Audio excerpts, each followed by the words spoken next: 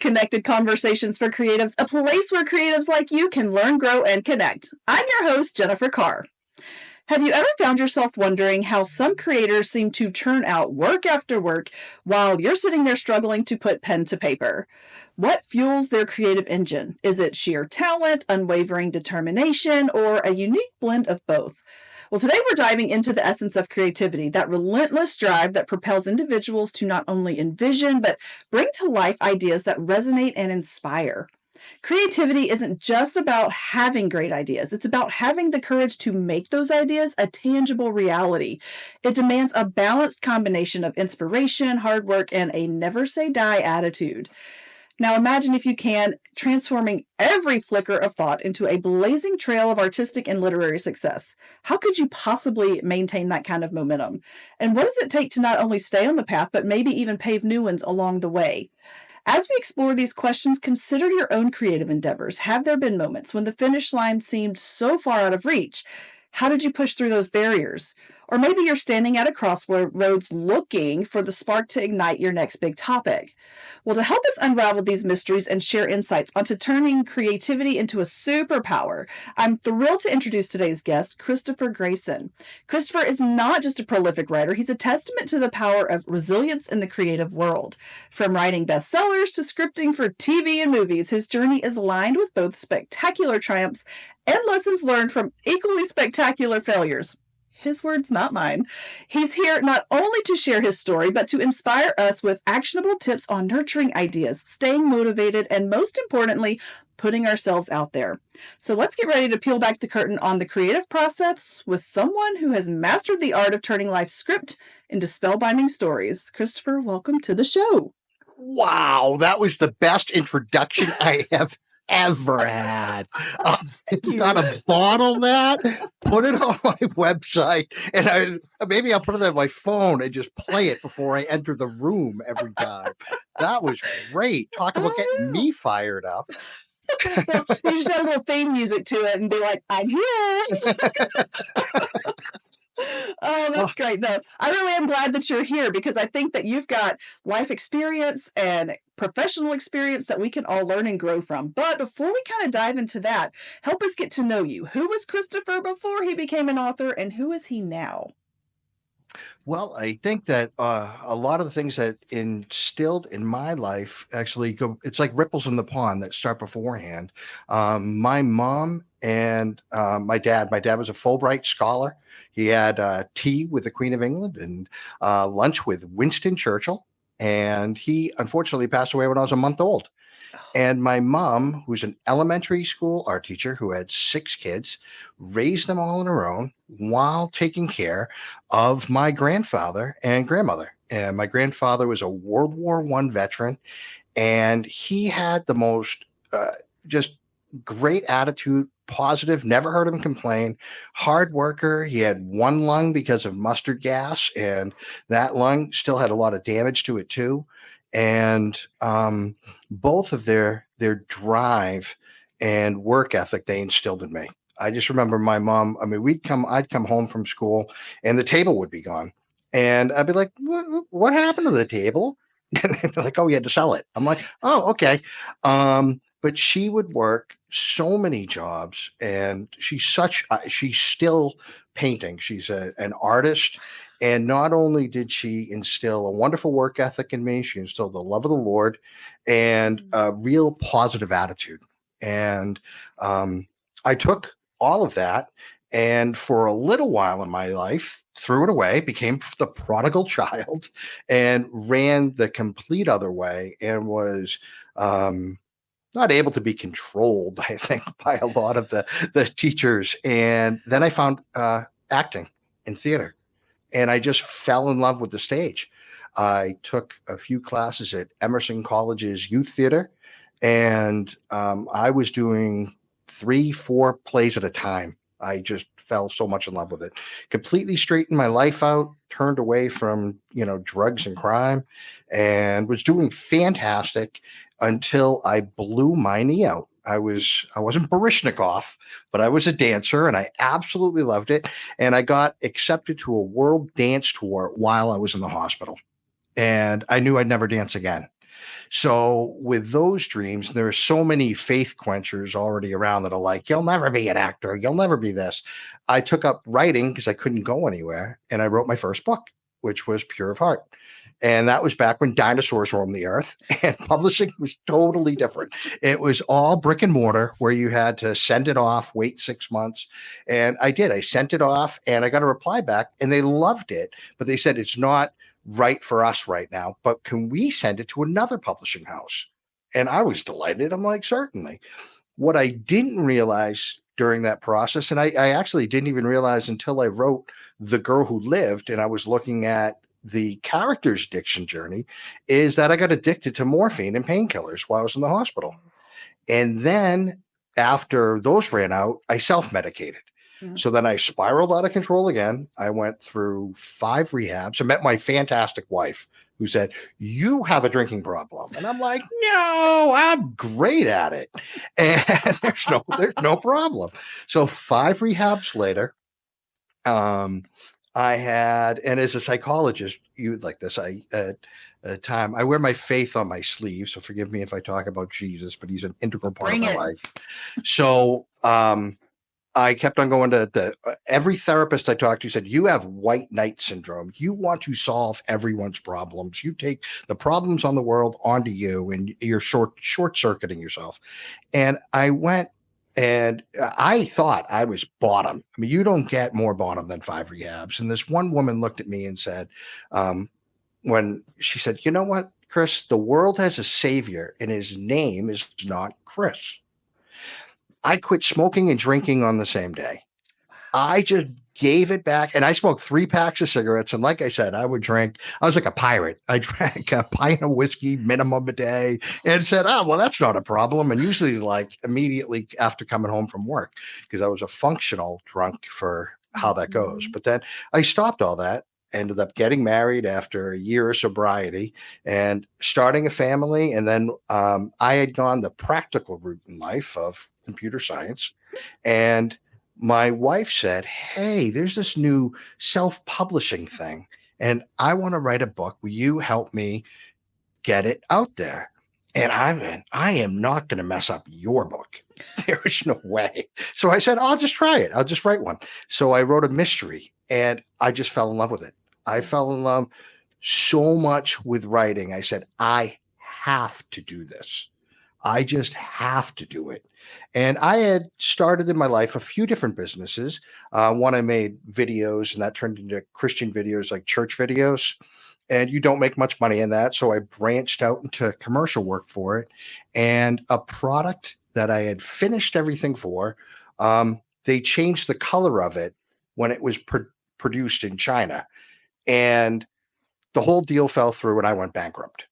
Long story short. So I said, I am not going to put my family through that again.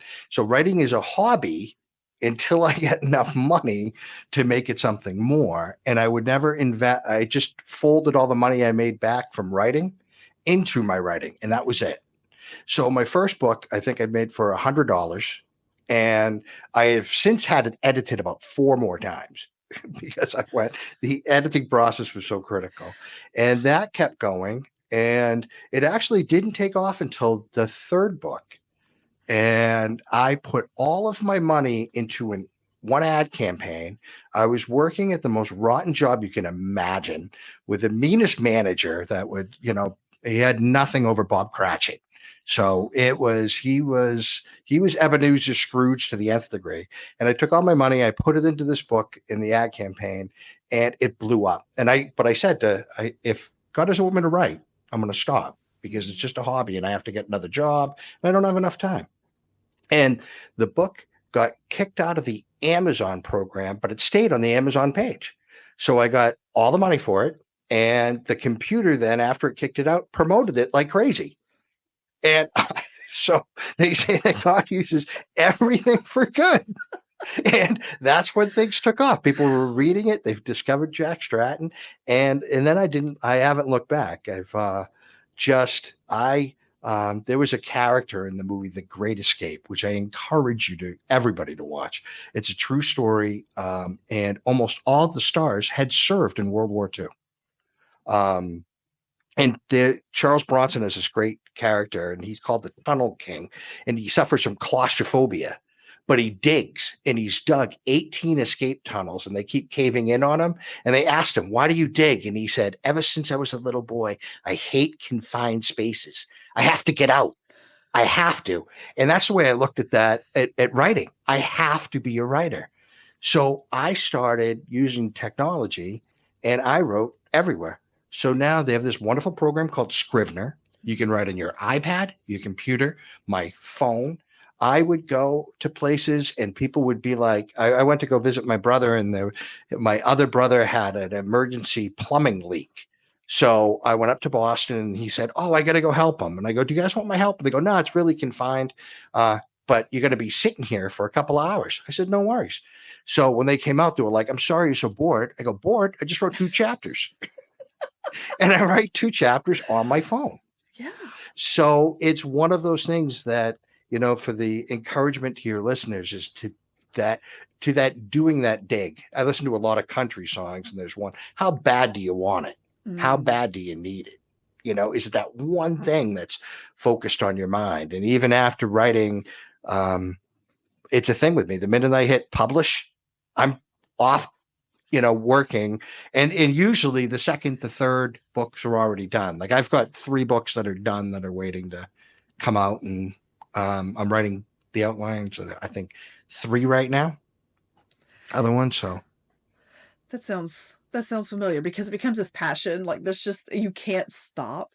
And so one day when the story dries up, I will stop. But until the stories dry up, like I'm just going to keep writing. Like that's how that goes. And they can't stop. It's like you meet so many different people, and I'm sure from this conversation, I mean, just with you, when I take it down the road and I see your whole psychology background, and I just you can run with that. That can create so many other stories. And as we talked earlier, you're like Elvis, and you have so many different rocks in the fire. That I actually think, and that's the funny thing, I'd have to tone your character down, because people would tell me, they'd go, "No, that's not believable." And I'm like, no, it is. I'm telling you, Jennifer Carr, go to her website. And I would get some snarky review on it. "Oh, you think somebody's a writer and doctor?" Definitely not a doctor, just marriage and family counselor. We didn't go, we don't hate ourselves that bad. So I didn't do it all. I do have my limits. Okay. I don't know what they are with the farming and the songwriting. And it's a lot of left brain, right brain. I am a very mid-brain person. Like I am right up the middle.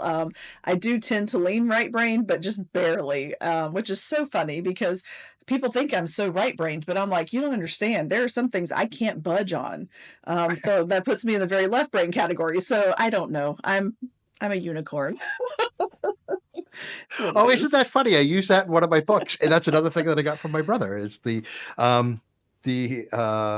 a new series I have coming out, Charlie Westbrook. She's the first female detective in town in Magnolia, Tennessee. They tell you to write what you know. And so I have a Boston cop who's relocating to Tennessee, and I'm a Boston bred, and I relocated to Tennessee. So I'm just using all of the stuff. I should just walk around with a recorder. But as that, he knew someone who they were police officer, and there were only 2 of the women, and she goes, "Another unicorn." I'm like, "Oh, that is a keeper." Yes, exactly. Well, because, some of us, and I think technically we're all unicorns, which, not to devalue the fact that unicorns are rare, but like the way you write and the way I write are so different, but we're both storytellers, right? We both have that in common. So we're unicorns in our own right. So welcome to the Unicorn Club. But that's true. And that's why I try to encourage people, because everybody has a story, and everybody is special. Yeah. So I just try to get that out of people. And I'm the type where I'll walk into a supermarket and I come out and I'm like, "See you later. Have a great day." And my son said to me, he's like, "Dad, did you know those people before you went in the supermarket?" I'm like, "No, I just met them." I married one of those guys, and I'm just like, please stop talking to people. I just wanted chips. That's all I wanted. My wife is the same way. But I'm the person that I got to push the button or I have to ask. But that's where you get so many of the great stories for to blend into a book. Like I Oh, remember yeah. my wife was going to go on a walk one time, and this really, really tall man, she wanted to go around the whole pond. And I'm a little guy with little legs. And I'm like, no, I'm not going to make the whole pond. So I was going to turn back and I see this tall guy hauling and I know he's going to catch up with her. So I stop. Hey, how are you? And he's like, great. Do you know why it's so warm? I'm like, no. And he's like, the Titans. I'm like, we're not talking about the football team here, are we? And he's like, no, they live on the third episodic moon of Saturn. I'm like, oh, really? And it was such a great conversation. It lasted like half an hour. He had this whole thing laid out. And then I was writing a book, and I go by Agatha Christie's secret formula a lot of the unreliable witness. So sure enough, the person that reported the kidnapping was this guy. And when the other cop talks to him, he goes, "Hey, Thaddeus, why don't you tell us why it's so warm?" So everybody thinks he's crazy. And but that's such a wealth of information out there from people that you can forget AI. Just go into the actual reality. Oh You my will get gosh. all you need.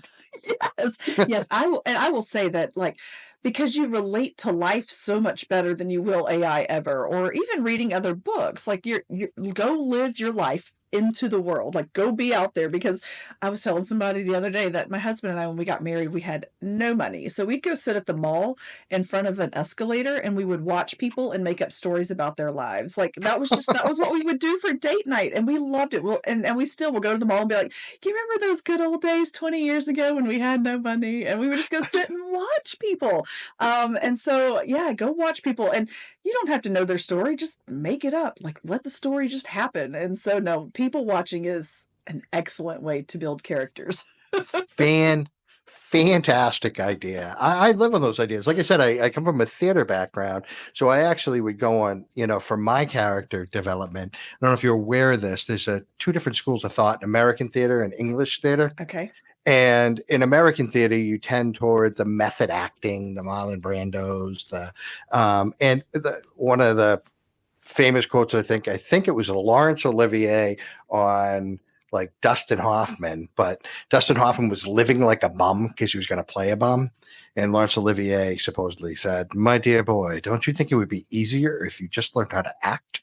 I'm like, oh.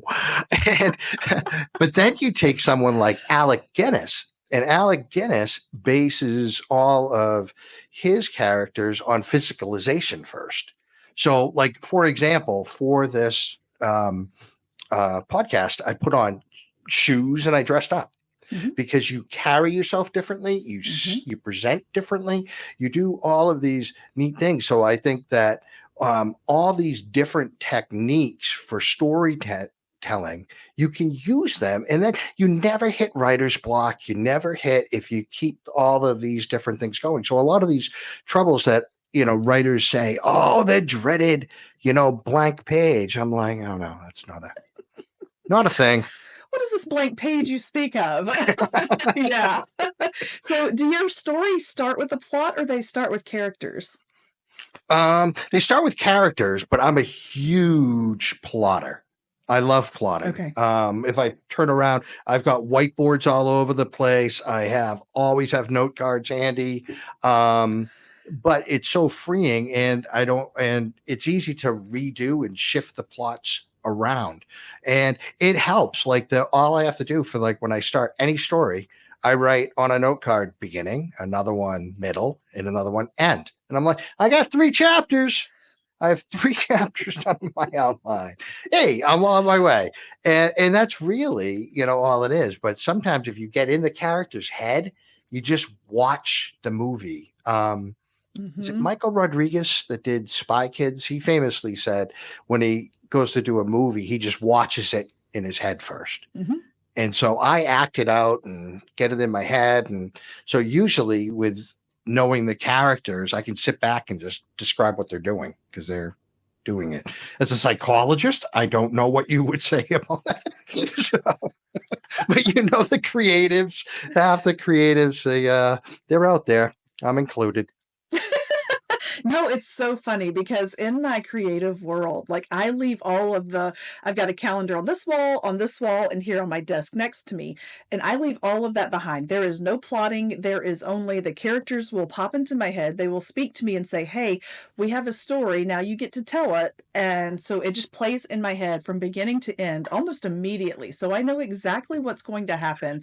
And I just have to fill in the blanks of how I'm going to exactly get them there and faster than the few seconds that it pops into my head. And so I have conversations with invisible, fictitious people all the time. So have you spoken to somebody about it? Yes, and we had a great conversation. I told myself I actually have was one of my questions of stealing my own thunder that I was going to present to you, but I'm going to present to you now instead of at the end. Do you have to, as a psychologist, because I was really curious about this, do you have to completely shut it off? Because you'll have say you have a couple in a car and they're about to get into a fight. And Pam turns and she's about to just blast him. And you say, no, Pam, really what you should do to diffuse the situation is you should say, no, John, you're really crossing boundaries here. And this is how you should do it. And then, and so the psychology gets it. And you have to be like Yoda and unlearn all that you have learned. And you have to say, yeah, that is such a great question because I didn't realize how much of a problem it was until I realized how much of a problem it was. And it's not that I would go in and analyze or counsel, but I would hold back on my ability to write dysfunction in relationships. I would hold back on my ability to write something that would make me go, why would they ever do that? All they have to do is X, Y, Z. And so as soon as I realized it was an issue, which didn't happen until this book that I have coming out in October, when I finally got to that one, I was like, no, it's going to be really boring if something doesn't happen. They have to be people, but that is a great question because I do have to pull myself out of that sometimes. Well, it's kind of a very current thing because now with the kind of the culture that we're looking into, even writing about dysfunctional people or people with prejudices, people with, issues going on, some people are very vocal about, no, you shouldn't have that in the book. I'm like, no, see, it's a character arc. This person is learning from their mistake. And, and I have noticed that a little bit with people getting on. But like I said, sometimes you just got to go, and forget the reviewers. Like I did have somebody reach out to me one time. And I think it was the only time I've commented because they say, don't feed the trolls. But I had to reach out to this reviewer. I don't know. They really hit a nerve because they said, well, this person doesn't know that much about alcoholics. And I'm like, what? In AA? I'm like, I've got frequent flyer miles. Don't deny me. What are you talking about? So I had to reach out and it was an understanding. They were attending a different type of addiction program that was different and it operated differently. And I calmly explained that there were some differences, but that's interesting. Yeah. That is a hard place to be because you do want to make sure that people understand their characters. They're not real people. Did we all come out knowing exactly how to be a person? No, we had to learn how to people. We had to become and form personalities, that kind of thing. And so, we do sometimes hold authors. Well, I say readers hold authors to this standard of your characters must not have flaws. And it's like, hello, pot. Did you care to meet the kettle? I mean, yeah. And I should have been used to it. And back in my theater background, I had a friend that was on that ended up on a TV show and he played a drug dealer. And a person called the police on him. Oh my gosh. And he's like, no, I was on a television show. God, I cannot imagine. So I will just plug that I have a series on YouTube that is called Psychology in Writing, and it uses psychology to build realistic and relatable characters. And so if you are looking for a way to give your character's personality or how to write certain, dysfunctions, whether it's narcissism or, stuff like that. Like I have a series because it is a thing. Like you don't want to make stereotypical characters, right? You don't want them to just fall into he's the villain with the handlebar mustache and the mwahaha. Like you can give them depth and you can make them really interesting characters without doing that. So that's just a little plug that I'm going to stick in there real quick.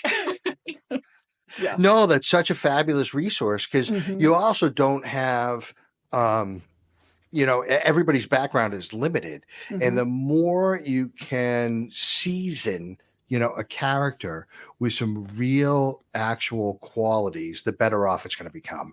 And we can't, like, I remember I did a play about Vietnam vets, and the director had a friend come in to critique it. And he said, you need to find a similar experience and go and experience it. I'm like, we're playing Vietnam vets. I'm like, where our friend died. We're not really going to find. And so you do have to come the closest you can to it. And the closest you can to it is that research and what you're providing. And so that's, invaluable because you do want to get into the person's head. And I know for like my police procedurals, they have, and I would recommend this for anyone. They have citizens academies where the police station, you can go on ride-alongs. It was so fascinating.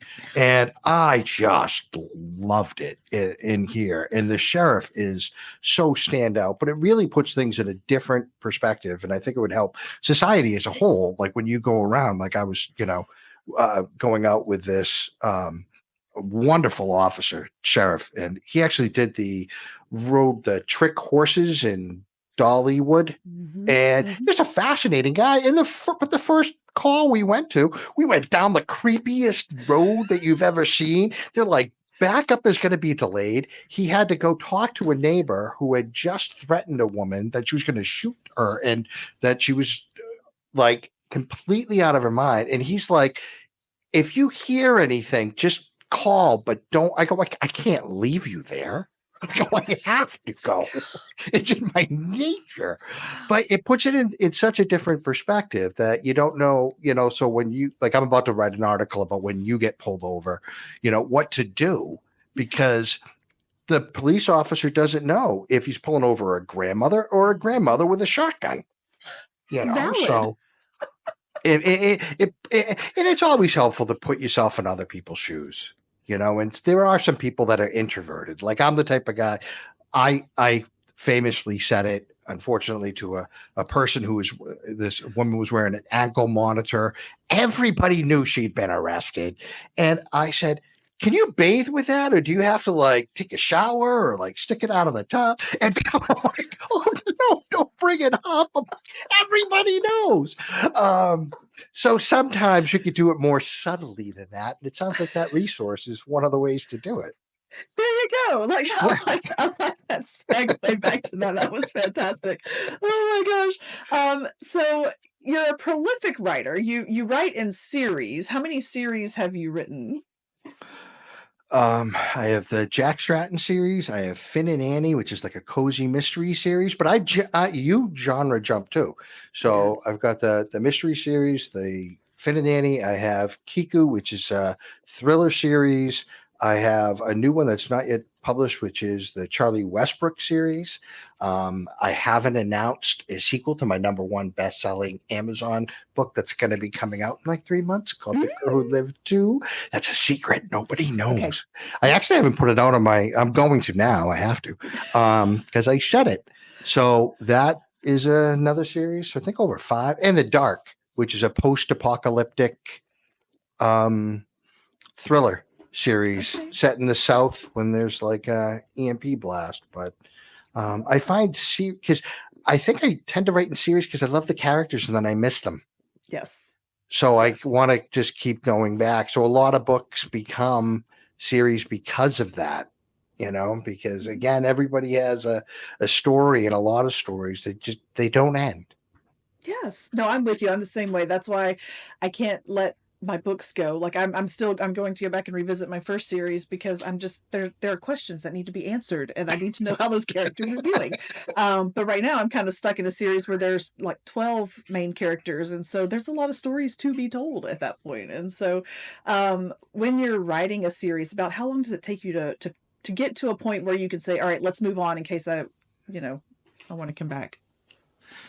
Well, usually I jump around, so I'm not, and that's because of Okay. the fans too, because the fans are like, "What about Kiku? We want more Kiku," or "Go back to Finn and Annie." Okay. And so I am, because the fans, I couldn't be what I am without them. So Yeah, for I sure. absolutely try to be. And another thing is an author, and giving the best product I can is to be respectful of their time. I mean, there's so Hmm. many other ways that you got Netflix and Amazon and video games and phone games, and people have so many different choices. So I'm so grateful that they decided to pick up my book. So I want to give them the best ride that they can to get, the best experience they can get. And so I think that's what drives what I'm writing. Like I didn't mean to, but like on my series The Dark, I left it at such a cliffhanger to it. It was just mean, so I'm really trying to get that going. But in the interim, as you said in it, I'm actually trying to work on some scripts. So there's been some interest in converting some of the books to screenplays. Who knows what will come of it? Yeah. I wrote a script for Netflix, but it was right when then COVID hit and things sort of fell apart because that's what they do. But it was such a learning experience. So it really strengthened my writing so much to have to distill a book down to a 2-hour format. And then now I've been asked, like on the Kiku series, to give it the television treatment and doing a pilot for that. So even though I'm like, I look at it like, um, I love the movie Tommy Boy. I absolutely Yes. love it. Yes. But he has the secret to selling, and the secret to selling is he goes, "Oh, I don't care. I got a meat lover pizza in the trunk." So it's like I have so many different books. I have so many things going on. I'm not ever like set my heart on anything and go, anything can happen. It could Yeah. blow up, and Yeah. trust that it's in God's hands if it does. So I just move on to the next thing. So but those things also like take some time, Hmm. when especially if you're switching gears and going to like a different medium. But I'm also blown away by how much I've learned over my life that I didn't know I learned, like from Yeah. all the acting, how familiar I was with all the scripts. So when I went to go write a script, I'm like, oh, hey, this is just a script. There's no big mystery here. I'm just writing a script. And I just loved it and had an absolute blast with it. So it's done. It's being shopped around and for a bunch of the different works. So we'll see what happens. I mean, one of the things too is I write clean mysteries and thrillers, and there are some times where people have asked, can I change that? And that was a Hmm. deal with some publishers. They wanted me to change it. And I Hmm. said, no, Yeah. I don't want to do that. I don't want to. I said, I'm fine. Change the killer. I'll change the beginning. I'll change this. Hmm. But there's so much stuff where people just swear just for the Hmm. sake of swearing, and it's filled. And it was actually, I learned the trick from Bruce Lee in one of his movies. It was the scariest, most horrific movie I ever saw, and you didn't see any of it. These two people get captured by a criminal gang in a kung fu movie, and they get taken to the saw house. And all you do is hear the saw. And it was enough. My brain filled it in where I wanted to run out of the room. So I try to do that into my books where instead of somebody swearing, if I need to like have some swear, I fill in, he swore. So Hmm. then if you were like, good golly, gee, Andy Griffith, then you'll put that in. If you're more like a sailor, then you'll put that in. And it seems to work great because I have everybody from grandmothers to Marines, Hmm. so that read the books and they Hmm. all like them. So I don't think there's that need for all that violence and, for all the, the swearing that you see. Mhm. And a great example was a friend of mine that worked at a church. He saw, I forget what Eddie Murphy movie it was on TV, and they dubbed it. And he thought it was the funniest thing in the world, and they did such a good job dubbing it. He didn't know it was dubbed. And he was in Walmart. He saw the movie in the bargain bin. He gets it. He brings it home for family movie night with his wife and kids.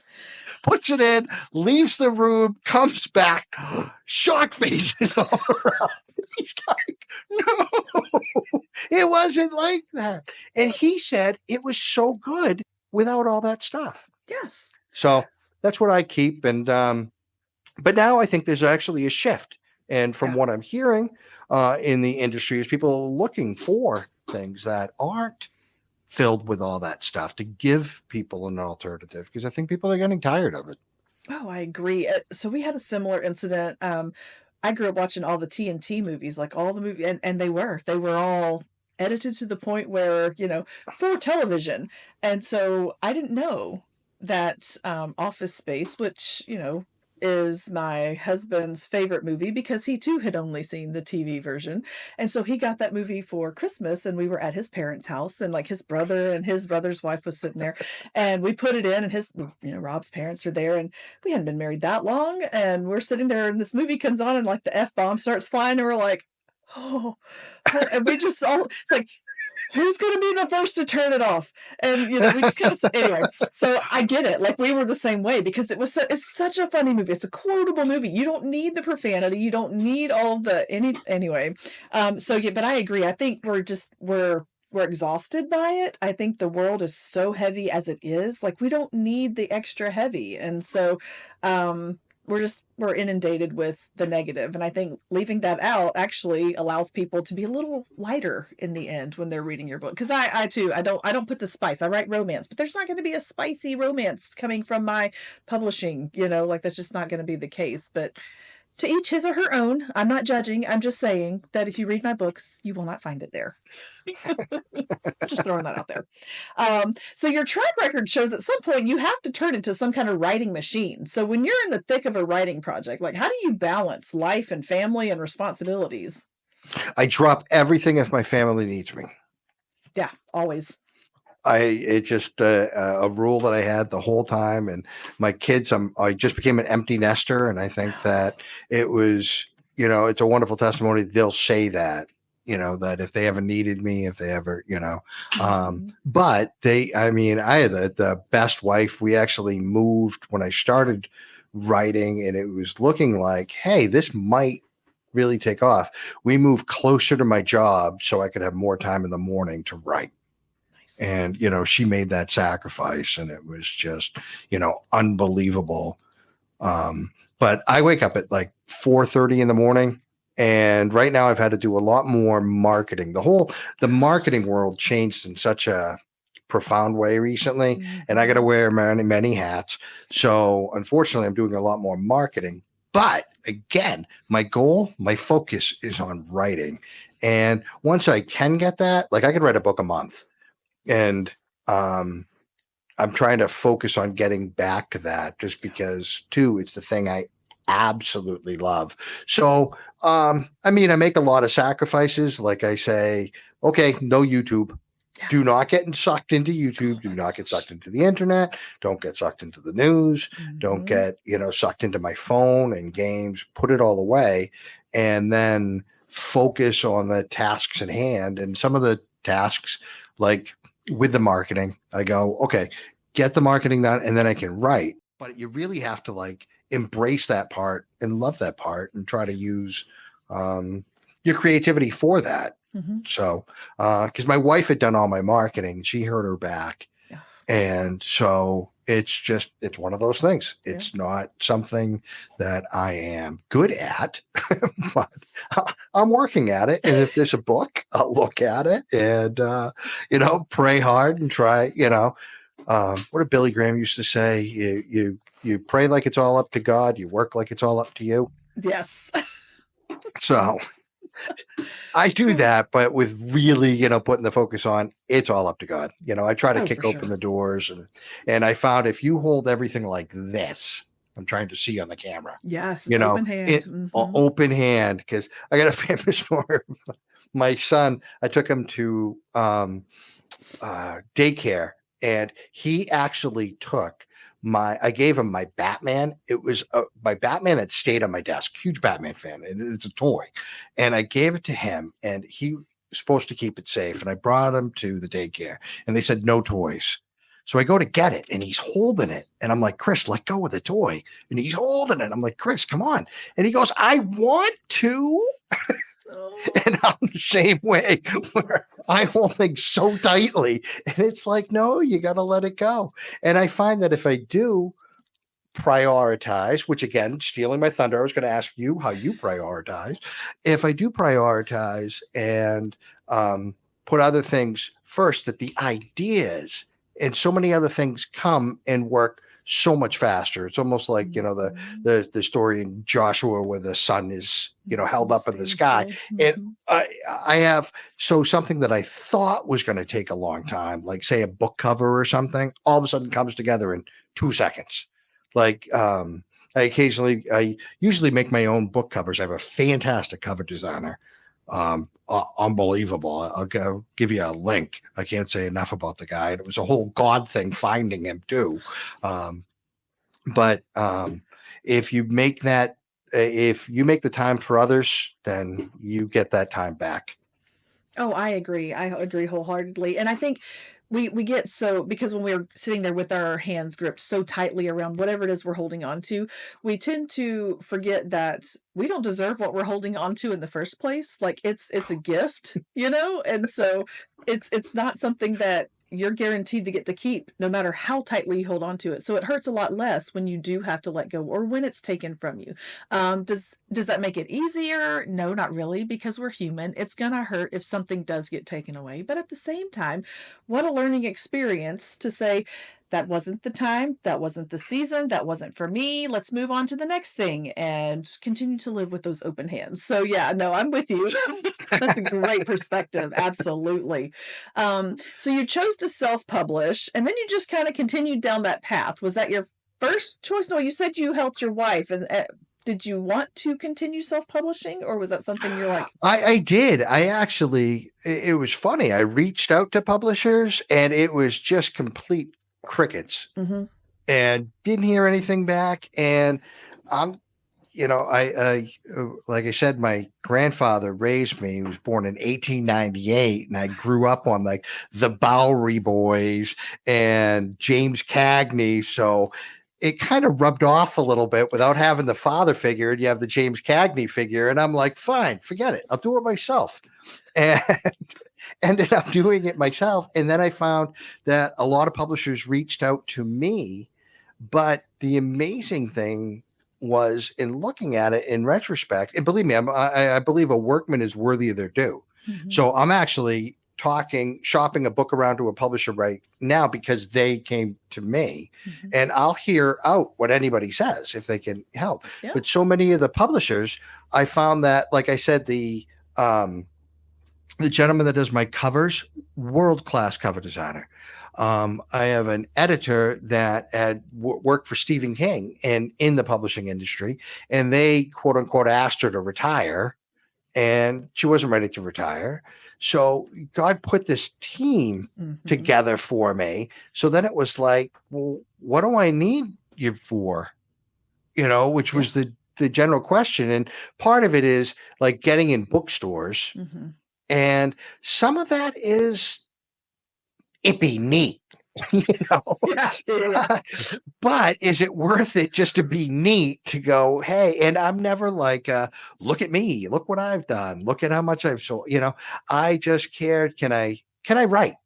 Do I have enough money that I can support my family and write, and then I'm happy. And I haven't sacrificed any of my values in doing it. And so many people, there are so many pitfalls, even with like the movie scripts and things like that. I've learned along the way, like all of a sudden somebody wanted to option, one of my books, and I was like, oh, that sounds so fantastic. And I learned that they could just stick it on a shelf, give me $1,000, and then they own all the rights. They could do whatever they want, and it stays for years with them. And even on like some of the audiobooks, where all of a sudden, it sounds great until you get this piece of paper. And I'm like, well, wait a second. So, and again, I believe, if I have no problem paying people for what they're doing, or if somebody's doing something, a job for me, them getting a cut.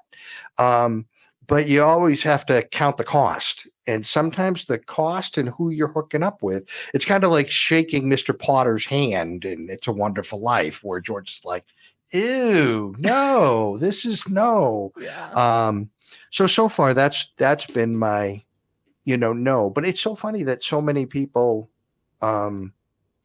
just writers in general, glom onto that, and they become respecters of people. Like I had a funny story. I went to a writing conference, and I actually took out the whole back page of the booklet for an ad for my book, and like a thank you type thing to be one of the sponsors. So I'm sitting at this table, and I come down to these 12 people. No one knows me. And somebody says, "Oh, are you published?" And I'm like, I'm independently published. And literally they go, and turn and start talking. I'm like, wow. So then somebody wants to throw me a bone, and this woman says, well, you have an agent, right? I'm like, no. And they go, and they all turn again. And meanwhile, they're all reading this thing with my book, which was #1 on Amazon. And the back of it. And the keynote speaker gets up, who's a friend of mine, and he goes to talk, and he said, you know what? He goes, I have to say, there's a friend of mine here that's just crushing it. And he goes, Chris, stand up. And I stood up, and I wanted to tell these people, how do you like me now? And then, their tones all changed. And I hate, and that bothers me, to like such a degree. Like I wouldn't even put on Wall Street Journal bestselling author on my signature thing. And then my wife said, when I was looking for that other cover designer, I put out all of these things to the Wall Street Journal. To cover designers, and nobody got back to me. She goes, will you do me a favor and just put that on your signature? And I did, and every one of them got back to me. Yep. And that serves as a lesson to me, where I'm like, no, we're not supposed to be a respecter of persons. And how do you know the next person that you're talking to isn't going to be Stephen King? And even if they're not, who cares? They're a special, valuable person. So you better, treat them, as such. And so that's how I try to treat everybody. And it helps with the whole thing when people get all like, talking down to him, like, whatever.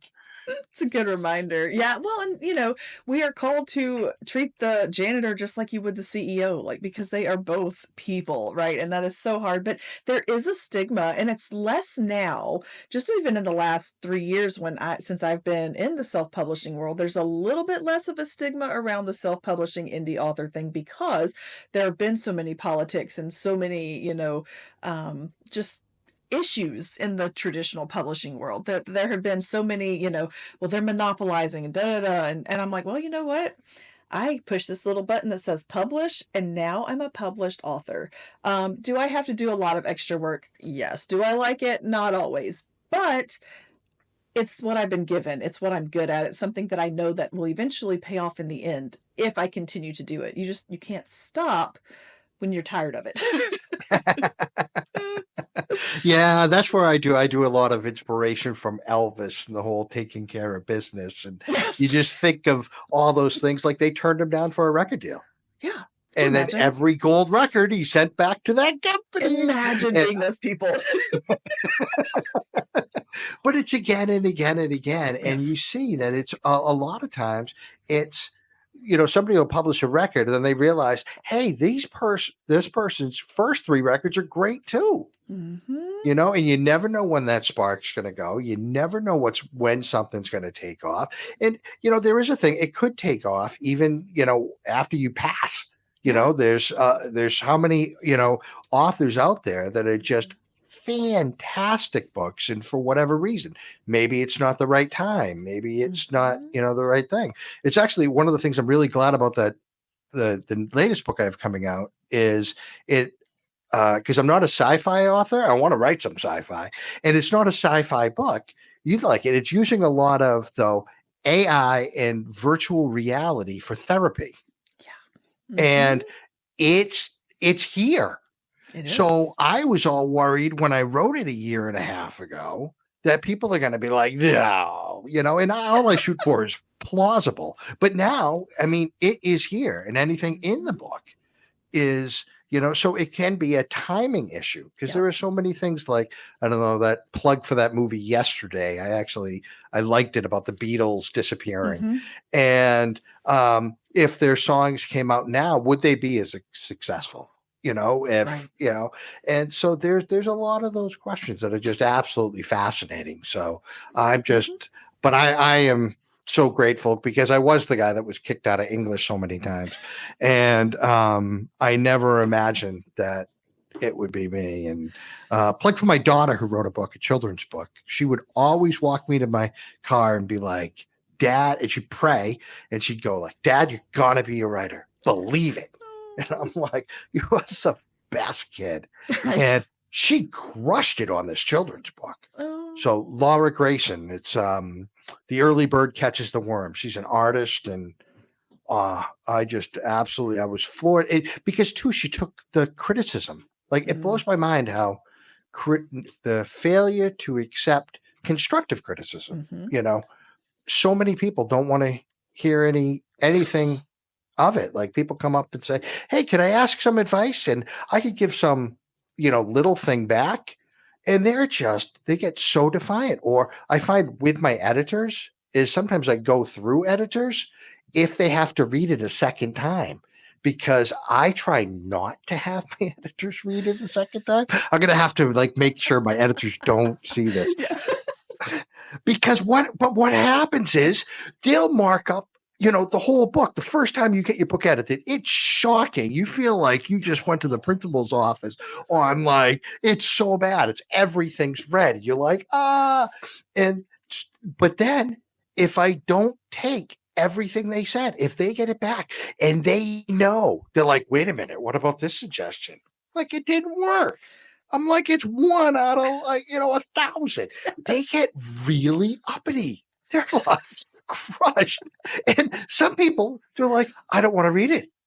I'm like, because I didn't take your one suggestion. It's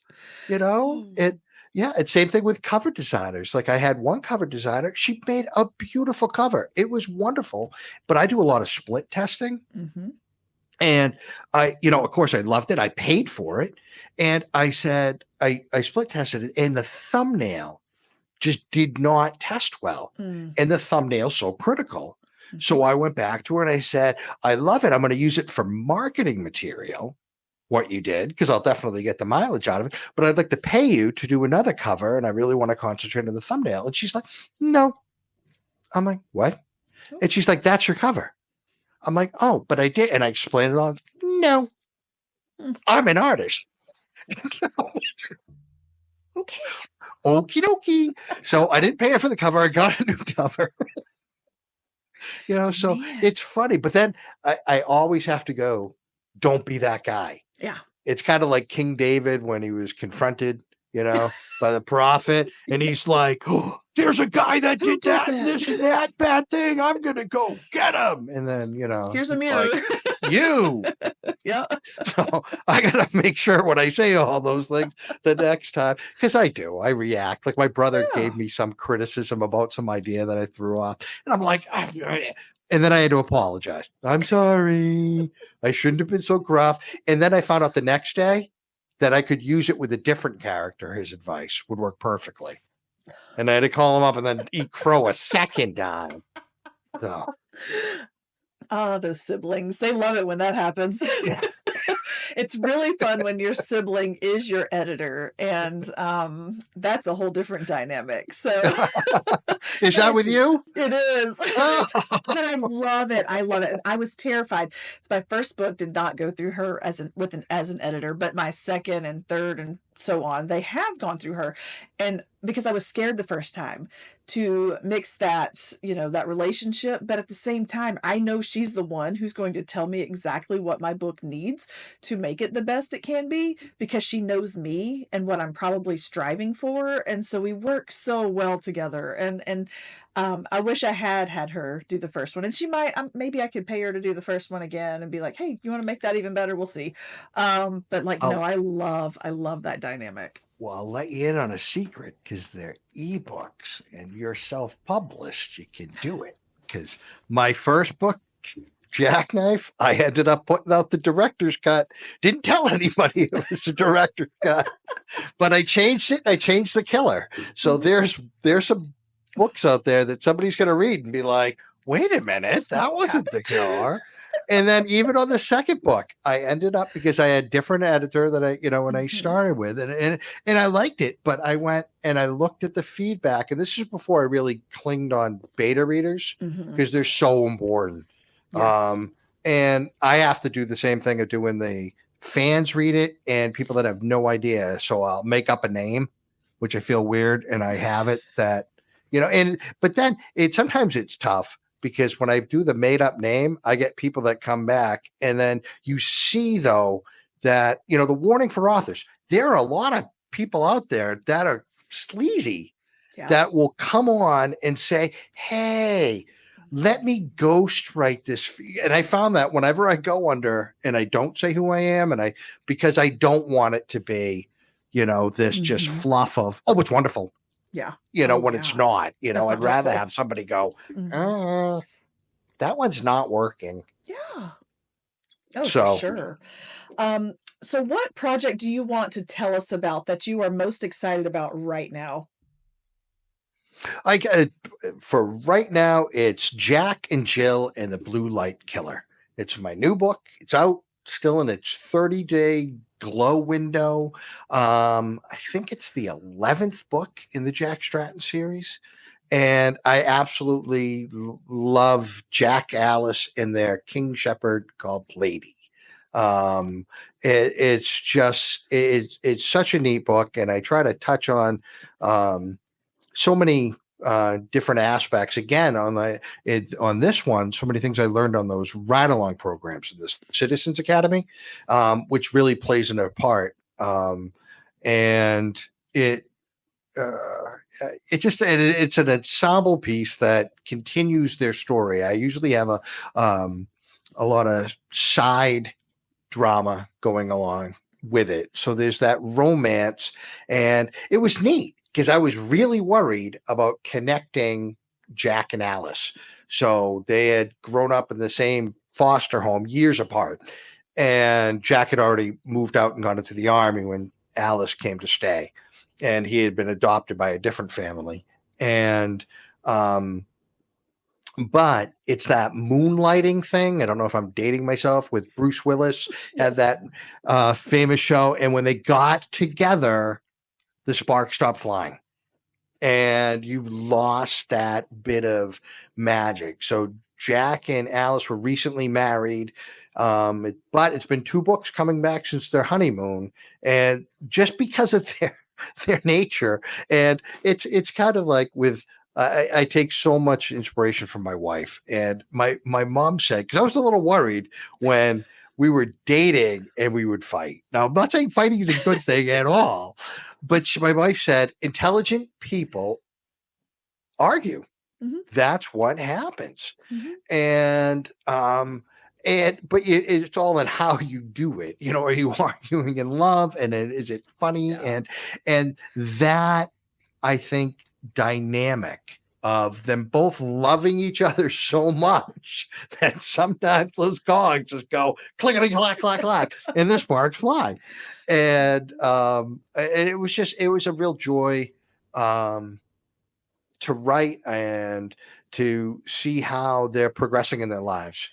As a married couple, and Alice going on her own, she becomes a bounty hunter. And so there's a lot of issues because she had been bounty hunting with Jack, but now she's going on her own and she's going to work with Jack's friend.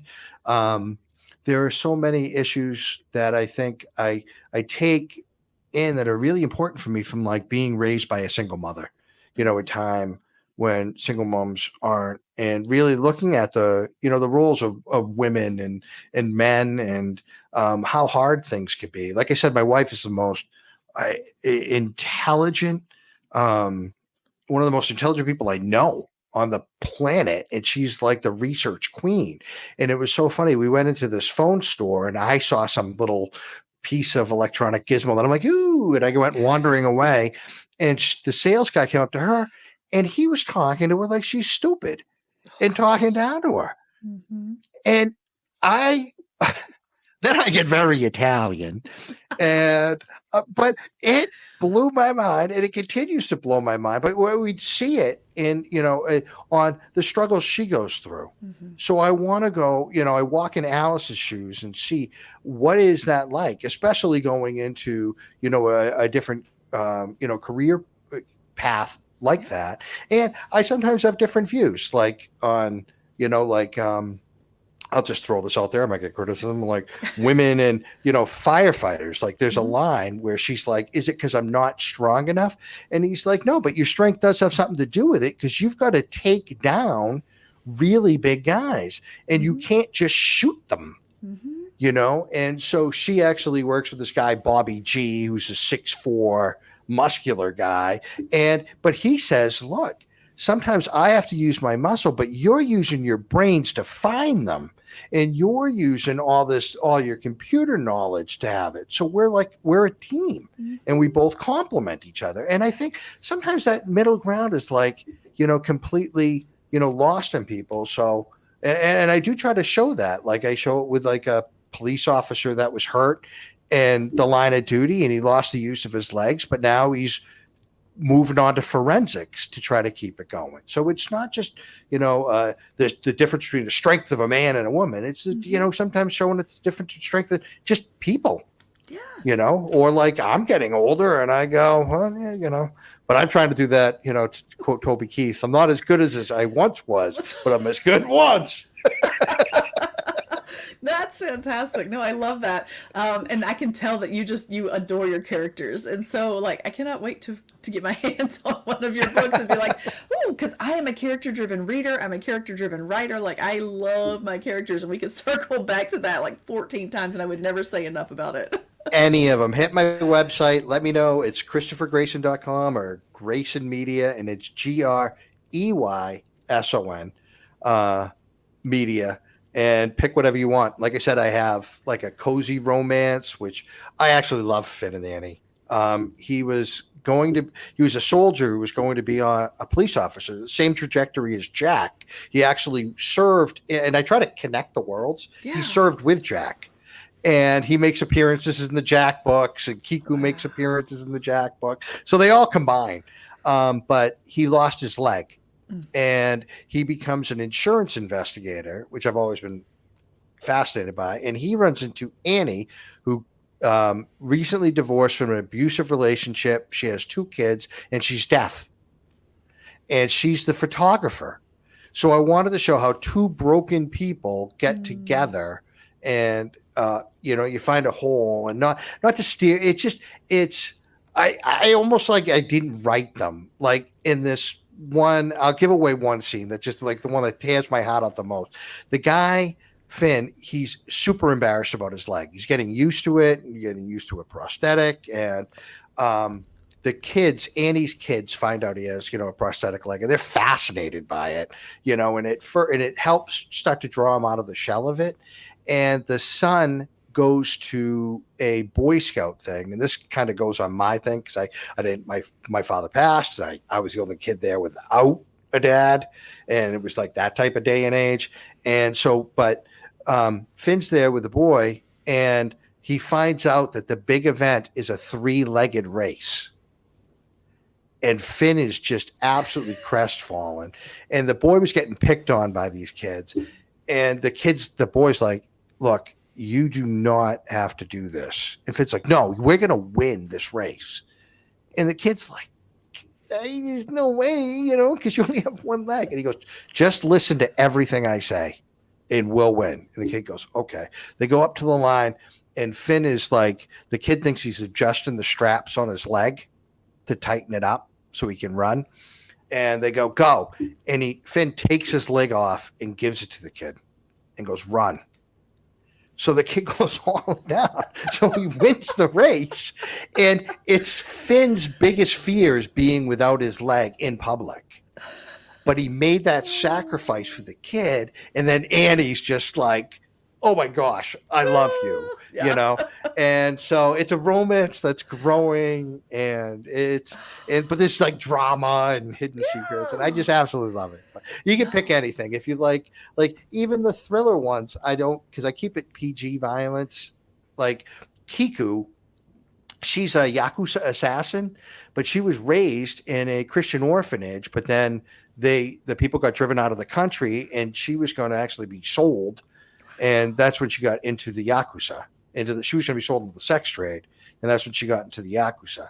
And the difference, it amazes me, and it's the female readers that do this. With Jack was kicked off the police force, of course, for doing the right thing one time. And all the readers were like, no, he has to say freeze. I'm like, he's not a cop anymore. And they're like, no. He should say freeze. Kiku, she can do anything. Like, she can just grab people and throw them out windows. And the women are like, yeah! Like, how does that go? So, take your pick. Awesome. Eddie of them. I love it. I'm sorry. I'm babbling on. I don't know how long we have. You're fine. That's what the editing is for. If I need to, I can edit it to make it shorter. But as long as the conversation's interesting, I don't worry about it. So I'm not worried about it. But we are to the point of the show where we're going to flip the script, and you are now the host of Connected Conversations for Creatives. So I'm going to sit back and let you take the reins if you still desire. I do. I think a couple of the suggestions I'm going to have to come up with on the fly because I think I already have them, but I will work at it. So you're listening to Connected Conversations with Creatives. And today I have with me Jennifer Carr. So Jennifer, and I don't think you fully answered this question, but with so many rods in the fire from, I mean, you wear so many hats. I can't even count them. How do you, and I need to know this for myself, how do you prioritize? Do you and keep things scheduled and yourself on track? Well, I'm so glad you asked that question. I'm still figuring. So I really do have multiple planners and calendars. Like I have a family calendar over on one wall. I have my podcast calendar in front of me. I have a daily task schedule next to me. And, I try not to shift gears too hard when I'm in the middle of a project. I can't. I don't do full-time marriage and family counseling anymore because it became the point when your virtual counseling was not my thing. Like I did not like the virtual thing, and that's where everybody kind of wants to go. We moved about 6 years ago, and so it took me away from who I would normally be face to face with. And so we did the virtual thing. I did my last virtual counseling session probably a year ago. And so now, I'm open, right? I will have counseling sessions with people, but not in like a professional capacity. So when I say I'm a marriage and family counselor, that has pulled back a lot. I still utilize it in everyday situations. Like it just is what it is. People need counseling. And I attract those people apparently. So take that as you will. And then, my kid, we homeschool, but she's an independent study because she's too smart for me. And so I don't play that game anymore. So, more of that is oversight. And I have learned to delegate the heck out of everything else and that's hard for a type A personality like myself, but delegating and planning are two things that planning's always been natural, but delegating has not. And so that is a skill that I've had to learn. I hired myself a little virtual assistant at the beginning of the month, and I said, I have no idea what I need you to do. I just need you to do it. And she was like, okay. And so we have learned. We're figuring it out. But she takes a lot of the social media stuff off my hands more than anything. And so delegate if you can. Let it go. It's okay. Now, how do you pick? Like my sister gave me the best advice when I had kids. She said, never open up the closet and say, what do you want to wear? Because they're going to look and they're going to go, do you want the red shirt or the blue shirt? Mm-hmm. But I see from songwriting to writing books to podcasts, do you just go, I feel like writing a song today, so I will head in that direction. Or how do you pick your projects? It's really funny. The podcast came out of necessity for my ignorance because I didn't know what I needed to know. And so I started thinking, how can I leverage my need for knowledge and information while also sharing that information with other people who might be in the same position? I had a podcast, a health and wellness podcast before COVID, and then that became kind of controversial because people had their opinions about health and wellness, and so we stopped, and that's okay. I'm still of the opinion that health and wellness matters, but whatever. So we put that to the side, and I thought, oh, a podcast, that would be a fantastic way to disseminate information. And so then I just started finding people that other authors who wanted to talk about their struggles, or book cover designers who wanted to share their art on the platform. And I thought, oh, this is a great idea. This is a really good idea. Is it exhausting? Yes, because I literally will do this season. I'm doing 52 conversations. I started recording May 1st.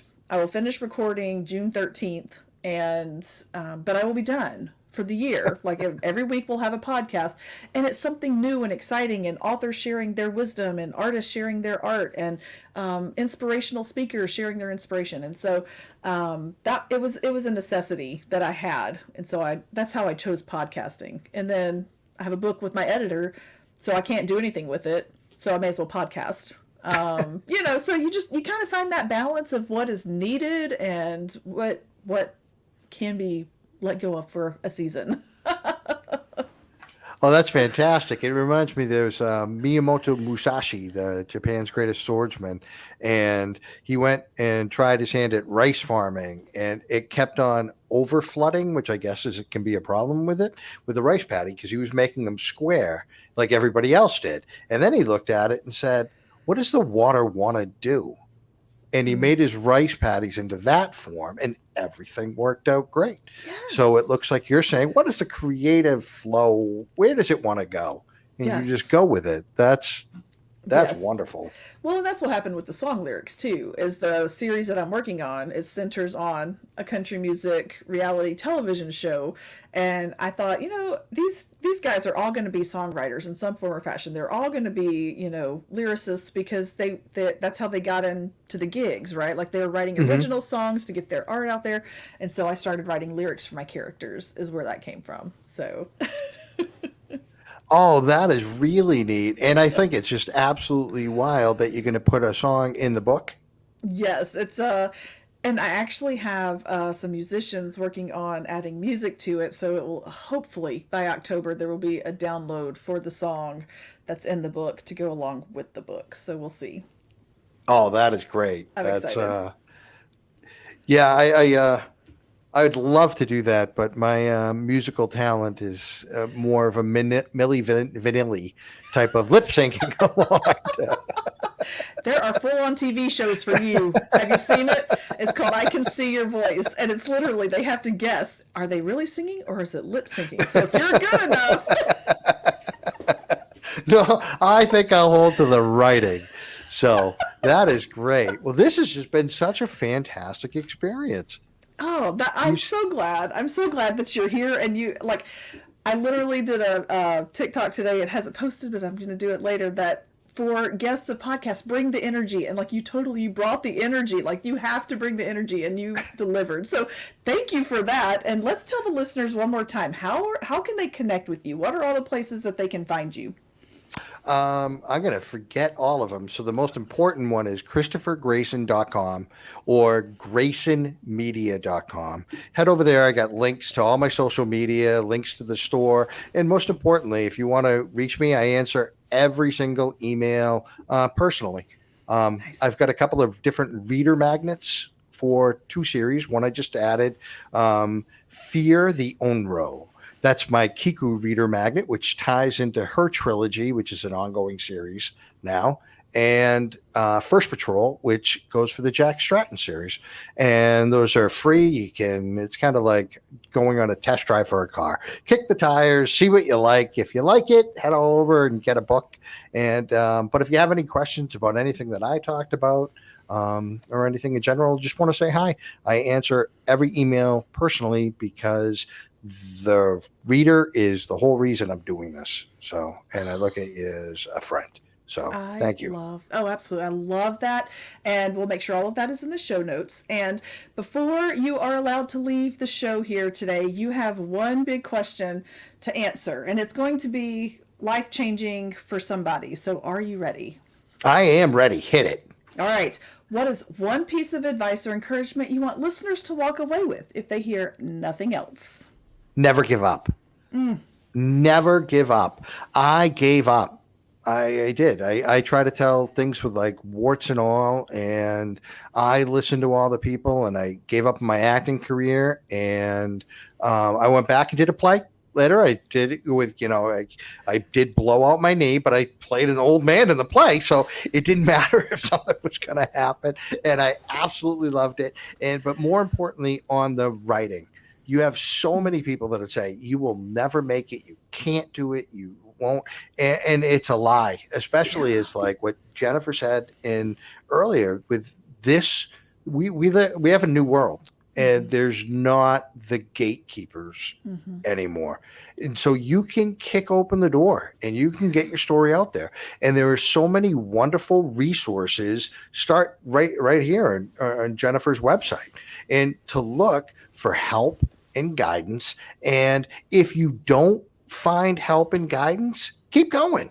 I mean, so many people, it completely blows my mind where they say like, it'd be the same thing if you went to a doctor. I can't tell you how many lousy doctors I went to, but I wouldn't go, oh, okay, that guy said it. I'm just going to give up. And and I'm like, no, you find another doctor or you find something. And sometimes some people click one way, they click another, but just keep going. And there's so many resources out on the web. And just remember that you can do it. Oh, I love that. And there's nothing else I'm going to add to that because there's nothing else to add to that. That is fantastic advice. Like, you can't give up. If you give up, I mean, who knows? The next word you would have written could have been the word that made all the difference. So, yeah, I love that. Christopher, thank you so much for being here and for having this conversation. I know that we ran the gamut, and I love when that happens because there's something for everybody when that kind of show happens. So thanks for bringing the magic and the energy. Like, I loved every second. Thank you. I used to work at a Christian television station in Florida, and I have seen so many hosts. I can't tell you. I have been through so many interviews that I've watched good hosts and bad hosts. Yeah. And you are spectacular because that was effort